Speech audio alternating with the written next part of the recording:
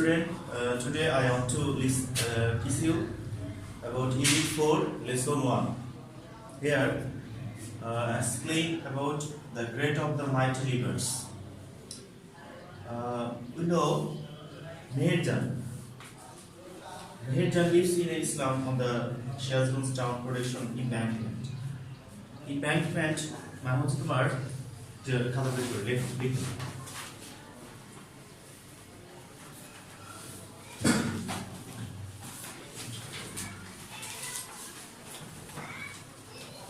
embankment অর্থ হচ্ছে বাঁধ।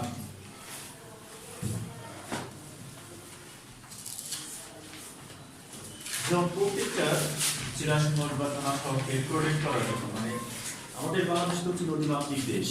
এদেশে দেখা যায় বন্যাকালীন সময়ে প্রচুর পরিমাণে বন্যা হয়ে থাকে।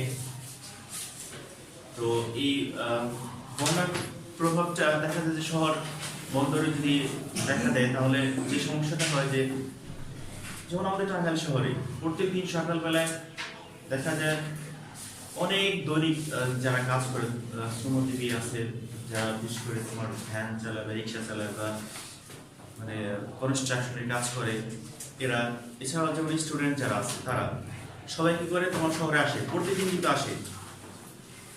তো দেখো যদি বন্যাকালীন সময়ে শহরটা যদি তোমার কি হয় বন্যায় আবৃত থাকে তাহলে কি আমাদের যে স্বাভাবিক কার্যক্রম সেটা কি ব্যাহত হবে না?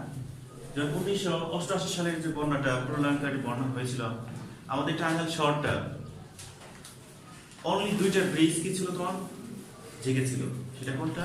নিরালা মোড়ের যে ব্রিজটা, ছোট যে একটা ব্রিজ দেখবো এখানে, আরেকটা হচ্ছে আমাদের যে গাংমারির যে লাল ব্রিজ বা রোডের ব্রিজ যেটাকে বলা হয় সেটা এইটা। এছাড়া সম্পূর্ণ শহর কি ছিল তোমার মানে পানিতে আচ্ছাদিত ছিল, যে কারণে সরকারিভাবে আর কি এই শহরটাকে রক্ষা করার জন্য চারদিক থেকে কি করেছে বাদ দেওয়া হয়েছে। সেমলি তোমার সিরাজগঞ্জ টাউন যেটা আর কি ওই শহরটাকেও চারদিকে আবৃত করার জন্য মানে বন্যা কবল থেকে রক্ষা করার জন্য কি করা হয়েছে বাদ দেওয়া হয়েছে। তো এই মেহেরজান কি করে ওই যে তোমার শহর রক্ষার যে বাঁধটা আছে সেই বাঁধের উপরে একটা বস্তি আছে, সেই বস্তির মধ্যে কি করে সে বসবাস করে। আর পলিথিন রোড মানে তোমার হচ্ছে আবৃত, রোড মানে হচ্ছে তোমার আবৃত মানে আচ্ছাদিত মানে মোড়ানো। আর polythene road centre look like a case, তার পলিথিন যে মোড়ানো ঘরটাকে অনেকটা খাঁচার মতো মনে হয়। তোমরা দেখছো কিনা যে যার সাধারণত বস্তির মধ্যে থাকে বস্তির ঘরগুলো কি হয় ছোট আকারে ওই পলিথিন দিয়ে ছোট আকারে তোমার মোড়ানো থাকে। মানে হয়তো আমরা বিশেষ করে তোমার ঢাকা শহরে যখন আমরা দেখা যায় যে রাস্তার পাশ দিয়ে অনেক অসংখ্য বস্তিগুলা গড়ে উঠছে, সেই বস্তি ঘরগুলা কি ছোট ছোট আকারে এই পাখি খাঁচার মতো দেখা যায়। She is nearly 45 but looks more than her age. দেখো তার বয়স মাত্র কত বছর? 45 বছর, কিন্তু তাকে দেখে মনে হয় তার বয়স 45 চেয়েও কি অনেক বেশি। কারণ কি সে মনে করো যে পুষ্টিহীনতার কারণে তার যে স্বাভাবিক যে গঠনটা সেটা কি হয়েছে ব্যাহত হয়েছে। পুষ্টিহীনতার কারণে তাকে মনে হইতেছে যে অনেকটা সে বৃদ্ধ, তার যে বয়সটা তার চেয়েও তাকে বেশি মনে হইতেছে। in front of এটা একটা ফ্রেজ, in front of অর্থ হচ্ছে সামনে, তার সম্মুখে। in front of her shelter, তার যে ঘর তার ঘরের সামনে she is trying, সে চেষ্টা করতেছে make a fire, আগুন জ্বালানোর জন্য, to cook, রান্না করতে, the day's only meal, দিনের একমাত্র খাবার সে রান্না করার জন্য তার ঘরের সামনে যে চুলা আছে সেখানে সে আগুন জ্বালানোর জন্য চেষ্টা করতেছে। আর weak hands tremble মানে তোমার হচ্ছে কম্পন বা থরথরে কাঁপা যেটা বলা হয়। tremble অর্থ হচ্ছে তোমার কম্পন।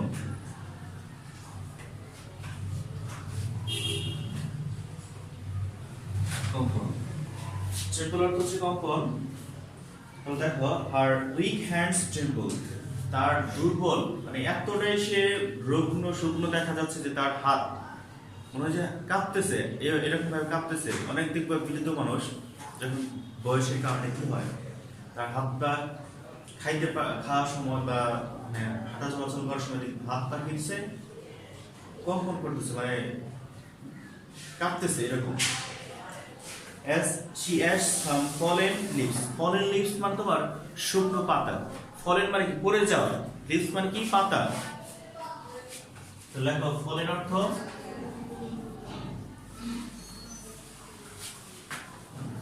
পতিত হওয়া।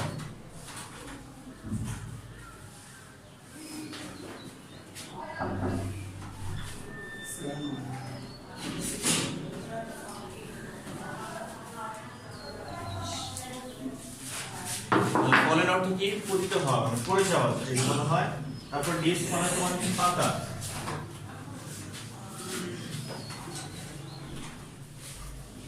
অর্থাৎ ঝরে যাওয়া পাতা। আর স্ট্রো, স্ট্রো মানে তোমার হচ্ছে তোমার খড়কুটো,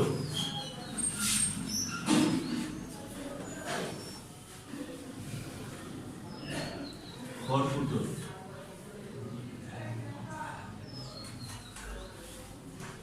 to the fire, দেখো সে কি করতেছে, তার ওই রুগ্ন শুকনো কাঁপানো হাত দিয়ে, ঠিক আছে, সে ধরে যাওয়া যে শুকনো পাতাগুলো আছে এটা দিয়ে অথবা সে খড়কুটো দিয়ে কি করতেছে, আগুন জ্বালাচ্ছে। The whispering wind from the river Jumna banks, Jumna makes the fire unsteady. Whispering মানে কি? Whispering মানে তোমার হচ্ছে এলোমেলো এলোমেলো বাতাস আর কি। Whispering wind মানে এলোমেলো বাতাস।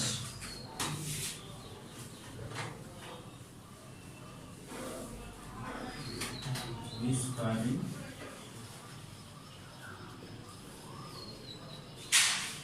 এলোমেলো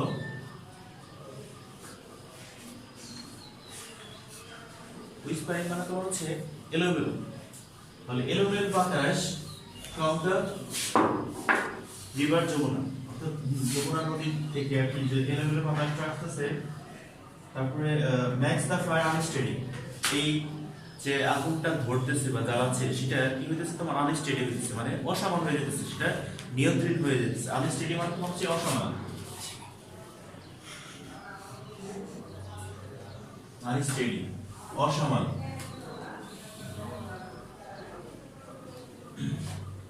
দেখো যমুনা নদী থেকে যে বাতাসটা বইতেছে, ঠিক আছে, সাধারণত নদীর পাড়ে তোমরা যে তাহলে দেখতে পারবো ওইখানে কি হইতেছে, প্রচুর পরিমাণে নদীর পার্শ্ববর্তী যে জায়গাগুলো আছে সেখানে প্রচুর পরিমাণ বাতাস পাওয়া যায়। তো এই যমুনা নদীর পাড়েও কিন্তু বাতাসটা এলোমেলো ভাবে এমন ভাবে বইতেছে যে তার রান্নার তার তোমার যে আগুন জ্বালাইতে কি করতেছে, অসমান হয়ে যেতেছে, সে নিয়ন্ত্রণ ভাবে কি করতেছে, তোমার আগুন জ্বালাইতেছে এরকম। The dancing flames, flames মানে তোমার অগ্নিশিখা, ঠিক আছে, বা শিখা। তোমার আগুন জ্বালানোর পরে দেখতে পারবা যে ছোট ছোট লাল আকারে কি হয়, আগুন মাঝে উড়ে যাইতেছে, বাতাসের মাঝে উড়ে যাইতেছে, তো ওইগুলোকে বলা হয় ফ্লেম, অগ্নিশিখা।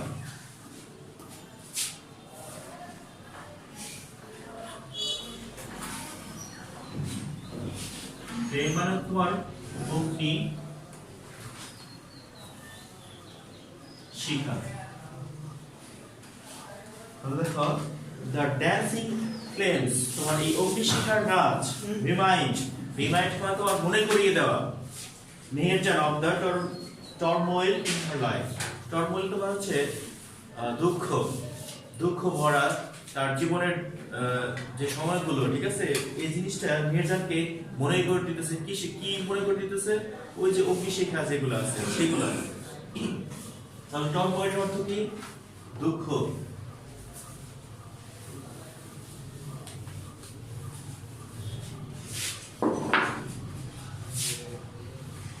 টর্ময়েল অর্থ হচ্ছে দুঃখ। দেখো তার জীবনের যে দুঃখ বা কষ্টগুলো, এগুলো তোমার আগুনের যে অগ্নিশিখাগুলো আছে সেই তাদের যে নাচ বা এলোমেলো ভাবে উড়ে যাওয়া, ঠিক আছে, এই জিনিসটা তার জীবনের যে দুঃখটা, এই জিনিসটা সে আবার কি করতেছে, রিমাইন্ড, মানে মনে করে দিতেছে। Not long ago, not long ago বলতে বোঝানো হয় once upon a time অথবা once, নট লং অ্যাগো, ঠিক আছে, এগুলো সাধারণত অনির্দিষ্ট সময়ের জন্য বোঝানো হয়, ঠিক আছে। যেমন আমরা যদি তোমাদের বার্থডে জিজ্ঞেস করি, ঠিক আছে, তোমরা কিন্তু একটা ফিক্সড একটা ডেটে কি করতে পারবা, সেটা বলতে পারবা যে এই তারিখে আমাদের এই জিনিসটা হয়েছে, ঠিক আছে। কিন্তু এখানে অনির্দিষ্ট সময়কে বোঝানো হয়েছে, once upon a time অথবা once, ঠিক আছে, নট লং অ্যাগো, এগুলো অনির্দিষ্ট সময়ের ক্ষেত্রে ব্যবহার করা হয়। তাহলে দেখো, not long ago Meherjaan had everything, Meherjaan কি ছিল তোমার, সব কিছু ছিল, বেশি দিন আগের কথা এটা। এ ফ্যামিলি, একটা কি ছিল তোমার, পরিবার ছিল। এই কাল্টিভেবল মানে কি, চাষযোগ্য।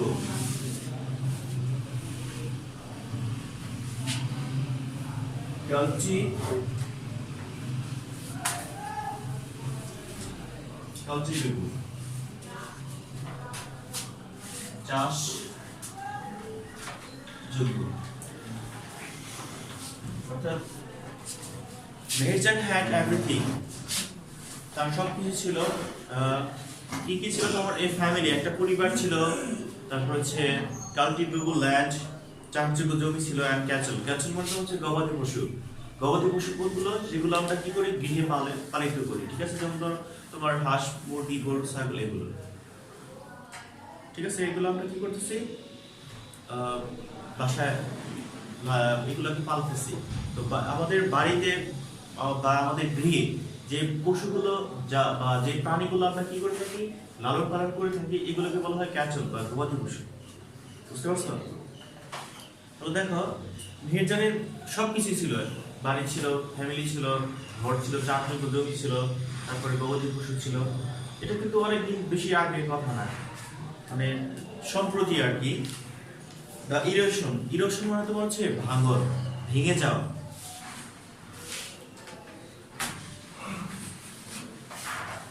Erosion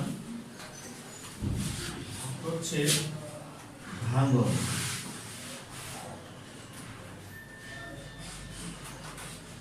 The erosion of Jamuna gradually consumed মানে তোমার হচ্ছে গ্রাস বা কেড়ে নাও, consumed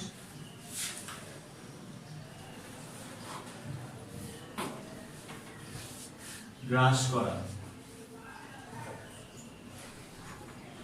তাহলে দেখো, the erosion of the যমুনার নদী ভাঙন গ্রাজুয়ালি, ক্রমাগতভাবে বা ক্রমশ, consumed মানে গ্রাস করে নিয়েছে, all her land and property, তার সকল ধন সম্পত্তি কি করে নিয়েছে, তোমার গ্রাস করে নিয়েছে এই রেডি Jamuna. It finally claimed her only shelter during the last monsoon. Claimed মানে তোমার কেড়ে নেওয়া বা ভেঙে কেড়ে নেওয়া বা গ্রাস করে নেওয়া। এটা চূড়ান্ত ভাবে দেখো, গত যে বন্যার যে মৌসুমটা ছিল, সেই মৌসুমটাও কি হয়েছে, তার যে একমাত্র হয়েছিল থাকার ঘর, সেই থাকার ঘরটাও কি করে নিয়েছে, সে এই গ্রেডি যমুনা কেড়ে নিয়েছে। ক্লেম অর্থ কেড়ে নেওয়া।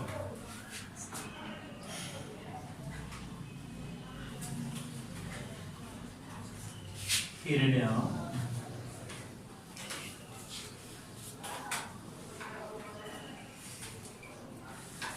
দেখো, ক্লেম অর্থ হচ্ছে কি, কেড়ে নেওয়া, অর্থাৎ লাস্ট বর্ষার মৌসুমে কি হয়েছে, এই গ্রেডি যমুনা তার যে একমাত্র হয়েছিল থাকার সেন্টার, সে ঘরটাও সে কি করেছে, কেড়ে নিয়েছে।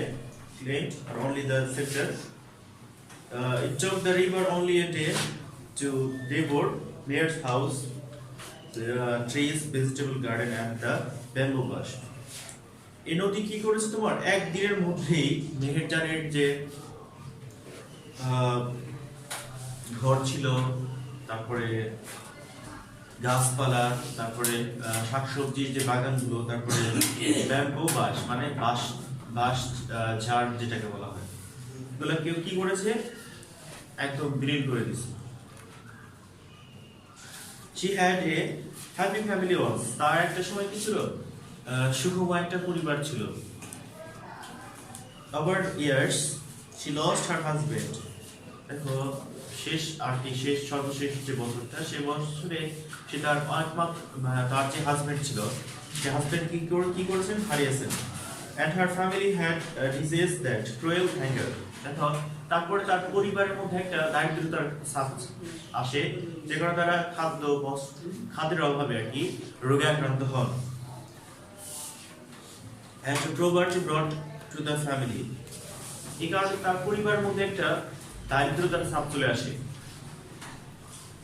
Now she is the only one left to live on with the loss and pain. দেখো, সকল দুঃখ কষ্ট এগুলোকে সহ্য করে তার পরিবারের মধ্যে সে এখন একমাত্র বেঁচে আছে। অর্থাৎ তার পরিবারে আর যারা ছিল, হাজবেন্ড ছিল বা ছেলে সন্তান ছিল, তাদেরকে সবাইকে কি করছেন, হারিয়েছেন। কেন?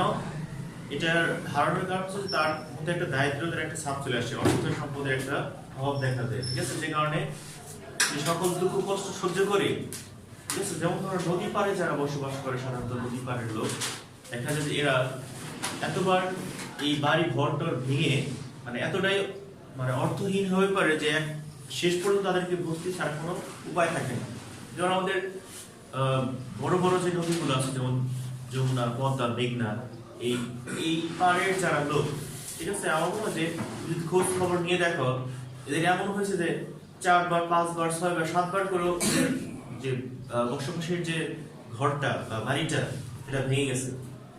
দেখো, এত অসহায় তারা হয়ে পড়ে যে এক লাস্ট তাদের জায়গা হয় কোথায়, রাস্তায় না হয় বস্তিতে, কোনো একটা বস্তিতে তাদেরকে থাকতে হয়। কারণ কি, একটা মানুষের মানে 4 5 বার 6 বার যখন ঘর বাড়ি ভেঙে যায়, তখন তার অর্থনৈতিক অবস্থাটা কোন পর্যায়ে চলে যায়। তারপর দেখো, the great Jamuna has shattered her dreams and happiness. দেখো, এই যে মেহেরজানের যত স্বপ্ন ছিল বা যত সুখ ছিল, সেগুলো কি করেছেন এই গ্রেডি ভয়ঙ্কর যমুনা শ্যাটার্ড মানে চূর্ণ বিচূর্ণ করা। তার সকল স্বপ্ন, তার সকল সুখ এই গ্রেডি যমুনা কি করেছে, চূর্ণ বিচূর্ণ করে দিয়েছে। শ্যাটার্ড, এটারও কি লেখক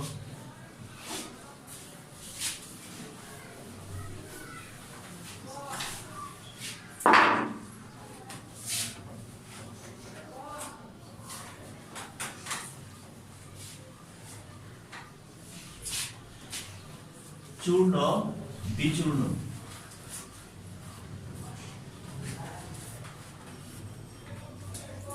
চূর্ণ বিচূর্ণ করা।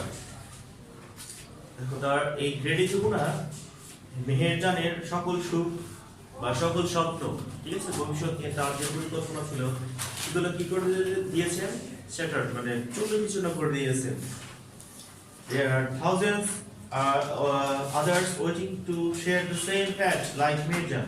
দেখো, মেহেরজানের মতন হাজারো মেহেরজান কি করতেছে, অপেক্ষা করতেছে তাদের এই দুঃখ বা তাদের এই স্বপ্ন ভেঙে যাওয়া, তাদের এই সুখ তোমার চূর্ণ বিচূর্ণ হয়ে যাওয়া মেহেরজান, হাজারো মেহেরজান কি করতেছে, আমাদের সাথে শেয়ার করার জন্য অপেক্ষা করতেছে।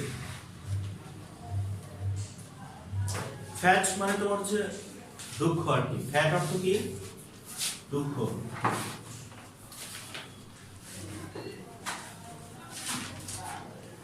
অর্থাৎ মেহেরজানের মতন হাজারো মেহেরজান কি করতেছে, তাদের দুঃখগুলোকে শেয়ার করার জন্য আমাদেরকে বলার জন্য অপেক্ষা করতেছে। Bangladesh is a land of rivers. দেখো, বাংলাদেশ হচ্ছে কি নদীমাতৃক দেশ। Some of whose banks overflow or erode during monsoon. দেখো, some of whose যাদের মধ্যে banks of overflow তোমার কি হয়, অতিরিক্ত মাত্রায় এই যখন তোমার বর্ষার যে মৌসুমগুলো আসে, দেখা যায় যে এই যে নদীগুলো, ঠিক আছে, যে পরিমাণ পানি থাকার যে পরিমাণ পানি ধরার ক্ষমতা আছে, তার চেয়ে কি হয়ে যায়, অস্বাভাবিক হয়ে যায়, যে কারণে এই নদী ভাঙনগুলোর সৃষ্টি হয়। যেমন তোমার নদী পাড়ে গেলে তোমরা দেখতে পারবা যে বর্ষার মৌসুমে নদীর রূপ বা বৈচিত্র্য দেখতে পারবা, যে এখানে কি হয়, প্রচুর পরিমাণে পানি হয় বা ওই পানির গতিবেগটা মানে স্রোতটা ব্যাপক হারে থাকে। আর স্রোতের কারণে সাধারণত দেখা যায় যে নদীর পাড়ের যে বাড়ি ঘরগুলো আছে, সেগুলো আস্তে আস্তে কি হয়ে যায়, নদীর মধ্যে বিলীন হয়ে যায়। erosion is a harsh reality for the people living along the river banks. দেখো erosion is a harsh মানে কি তোমার কি কঠিন harsh মানে কি কঠিন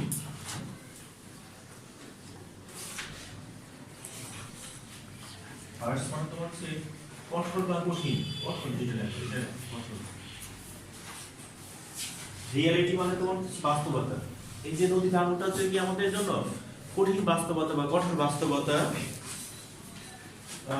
for the people leave along the river banks যারা নদীর তীরবর্তী বসবাস করে তাদের জন্য নদী ভাঙনটা কি তাদের জন্য একটা কি বাস্তব রিয়েলিটি মানে বাস্তব সম্মত আর কঠিন একটা বাস্তবতা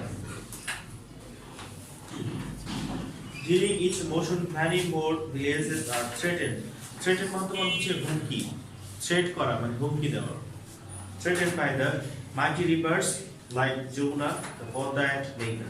দেখো during each monsoon যখন তোমার বর্ষার মৌসুমটা আসে তখন many more villages মানে অনেক গ্রামগুলো আর threatened মানে তোমার কি হয় ওই হুমকির সম্মুখীন হয় by the mighty rivers like Jamuna তোমার যমুনার মতো যারা যে নদীগুলো অনেক শক্তিশালী নদী বিশেষ করে তোমার বিশাল আকারে বা তাদের গভীরতা একটু বেশি বা যে নদীগুলো তোমার পানি প্রবাহের মাত্রাটা একটু বেশি ঠিক আছে বিশেষ করে ওইগুলো যেমন যমুনা পদ্মা মেঘনা এই নদীগুলো পাড়ের যারা বসবাসকারী আর কি তাদের জন্য খুবই ভয়ঙ্কর একটা পরিস্থিতি সৃষ্টি হয় কখন যখন বর্ষার মৌসুমটা আসে তখন it is estimated এখানে threatened অর্থ লিখ নাও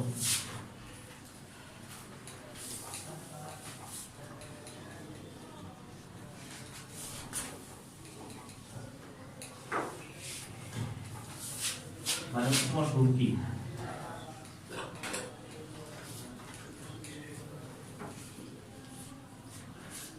threatened মানে তোমার হচ্ছে হুমকি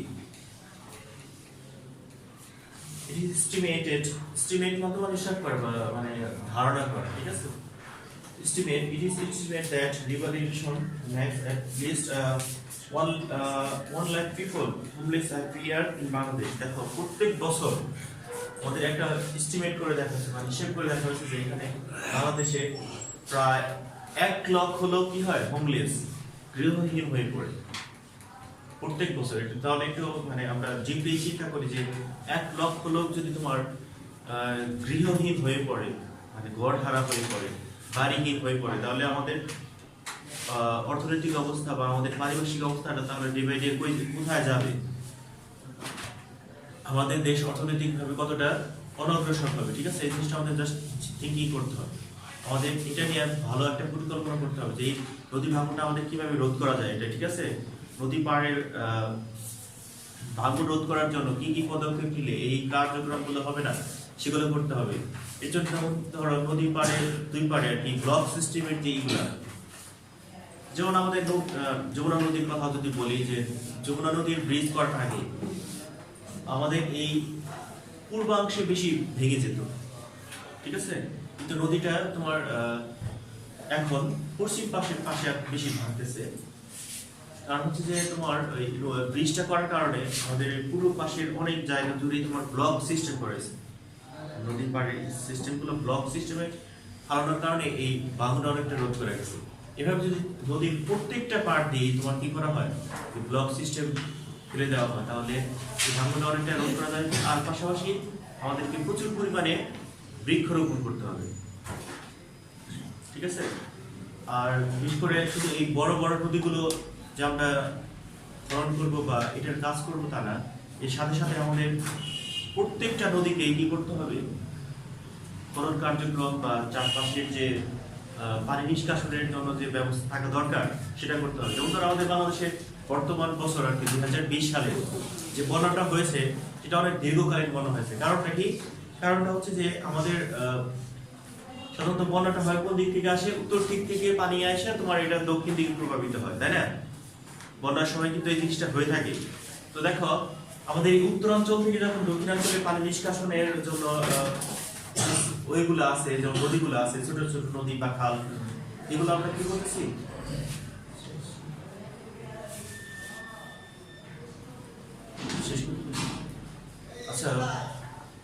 আজকের মতো এখানেই থাক, এর পরবর্তী ক্লাসে আমি বাকি অংশটুকু পড়াবো, ঠিক আছে?